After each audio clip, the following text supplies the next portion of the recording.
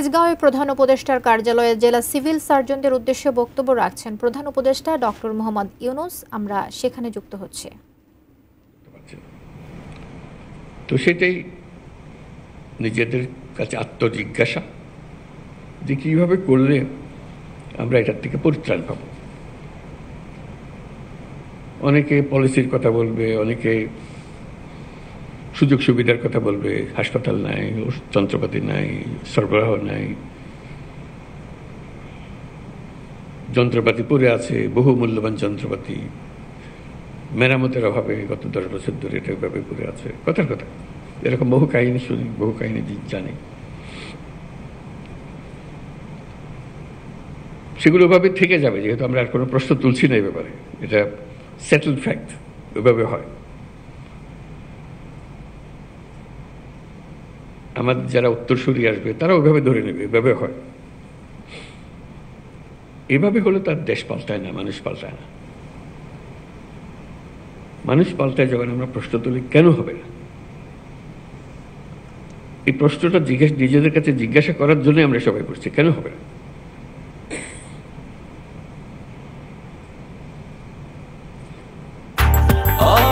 Breakfast, tiffin কিংবা snack টাইমে মজাদার আয়োজন মানে অল টাইম ব্রেড।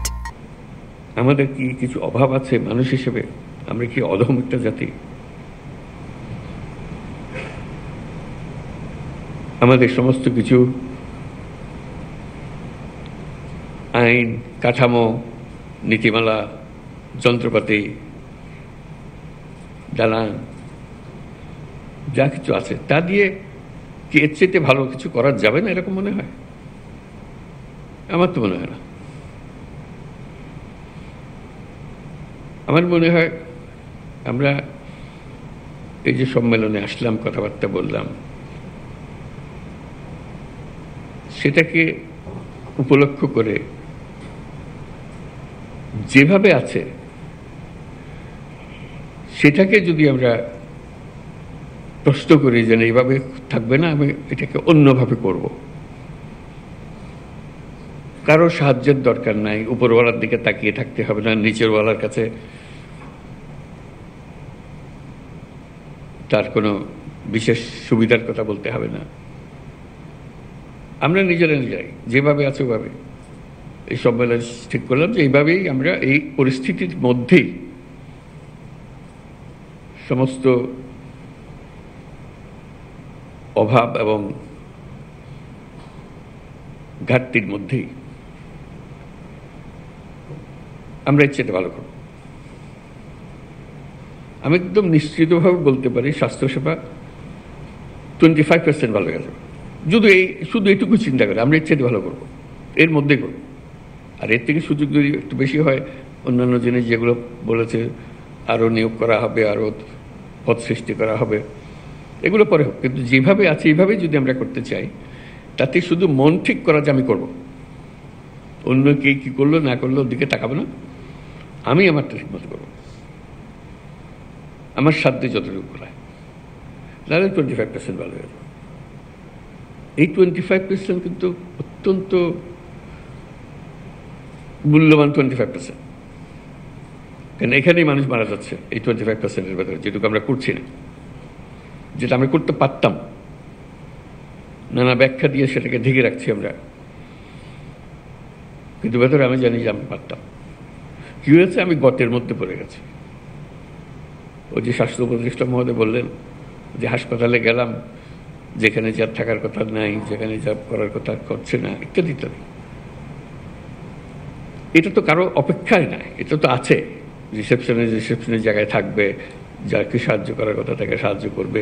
এটার জন্য আইনওয়ালা বদলানোর দরকার নাই, কিচ্ছু বদলানোর দরকার নেই, শুধু যেটুকু নিয়ম পালন করার বিষয়। এই সম্মেলনে আমরা চেষ্টা করি ওই 25% যেটার কথা বললাম নিজেরা করে ফেলতে পারবো, এবং 25% চেয়ে তো একটু বেশিও করতে পারবো। এই জন্য একটা মহা সুযোগ। এটা ঐতিহাসিক যদি সম্মেলনের কারণে নাও হয়ে থাকে, এটা মহা পরিবর্তন দেশের মধ্যে এসছে, আপনারা নিশ্চয়ই অনুভব করেন। সেটা অনুভব না করে উপায় তো নাই। এমন সব কাণ্ড হয়েছে দেশের ভেতরে, যেটা 1000 বছরে আর হবে কিনা সন্দেহ।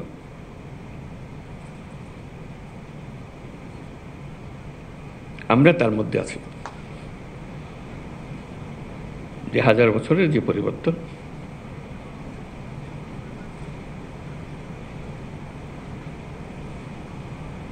সেই সুযোগ, সে আবহ, এর ভেতরে আমরা আছি। এই যে একটা জোয়ার, এই জোয়ারের মধ্যে যদি আমরা ঢুকে পড়ি, চিন্তা করেন আমাদের কি পরিবর্তন সম্ভব। আমি আবারও বলছি, কিছুই পরিবর্তন হচ্ছে না। মেশিন ভাগা পড়ে আছে, যেখানে যেটা থাকার কথা সেটা নাই, ইত্যাদির মধ্যে শুধু একটা মহা সুযোগ পেয়েছি, এবং এটা আমার আপনার মাধ্যমে হচ্ছে। আমরা এই প্রবাহের মূল চালিকা শক্তি।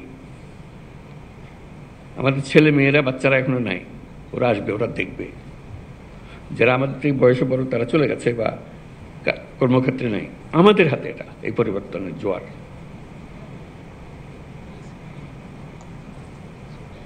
এই পরিবর্তনে আগের মুহূর্তে আমরা একরকম ছিলাম, এক জগতে বাস করতাম, মেনে নিয়েছিলাম সবকিছু যেভাবে আছে সেভাবেই হবে। একটা বালিশ যদি 1 লক্ষ টাকা দিয়ে কিনতে হয়, আমরা 1 লক্ষ টাকা দিয়ে কিনবো, ওইভাবে নিয়ম ওইভাবে করেছি। এখন তো হঠাৎ করে পাল্টে গেছে সবকিছু। সে পরিবর্তনটুকু যে আমাদের জিম্মায় হচ্ছে, এই জিম্মাটা বদকার। কেউ এটা নির্দেশ দিয়ে কাউকে করাতে পারবে না। এবং আমি পরে যারা আসবে তারা, ওরা তো করে গেছে, এগুলো এইভাবে করেছে, আমরা এভাবে করছি। আমরা কিন্তু বলতে পারছি না ওরা ওইভাবে করে গেছে, আমরা ওইভাবে করছি। ওদের যুগ শেষ, এটা আমাদের যুগ। এটা 1000 বছরের পরিবর্তন। এই 1000 বছরের পরিবর্তন আমাদের হাত দিয়ে হচ্ছে, আমাদেরকে সে সুযোগ করে দিয়েছে। এই সুযোগটা নেওয়া, এই সম্মেলনে বসে সেটুকু চিন্তা করা, আমরা কি করতে পারি।